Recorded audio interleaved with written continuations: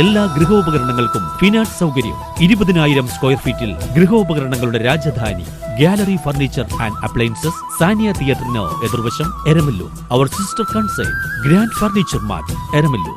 45 വർഷത്തെ പാരമ്പര്യമാണ്. പരിസ്ഥിതി ദിനാചരണത്തിന്റെ ഭാഗമായി KJ മാക്സി MLAയുടെ നേതൃത്വത്തിൽ ഫലവൃക്ഷ തൈകൾ വിതരണം ചെയ്തു.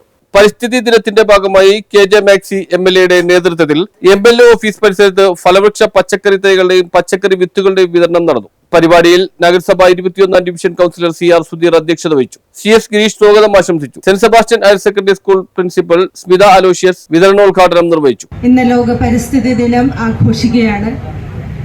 ആദ്യമായി കേരളത്തിൽ ഈ പരിസ്ഥിതി സംരക്ഷണത്തിന്റെ സ്വരം കേട്ടു തുടങ്ങിയത് ഞാൻ എൻ്റെ ഓർമ്മയിൽ ആദ്യത്തെ സ്വരം കേട്ടു തുടങ്ങിയത് ഞാൻ ഒരു 2-3 വയസ്സുള്ളപ്പോഴായിരിക്കണം.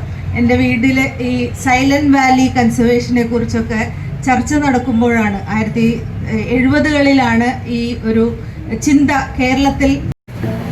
ലോക പരിസ്ഥിതി ദിനവുമായി ബന്ധപ്പെട്ടുകൊണ്ട് അതിൻ്റെ പ്രാധാന്യം കൂടുതൽ ബഹുജനങ്ങളിലേക്ക് എത്തിക്കുന്നതിന് വേണ്ടി MLAയുടെ നേതൃത്വത്തിൽ സംഘടിപ്പിച്ചിട്ടുള്ള പരിപാടിയാണ് ഇവിടെ ആരംഭിക്കുന്നത്.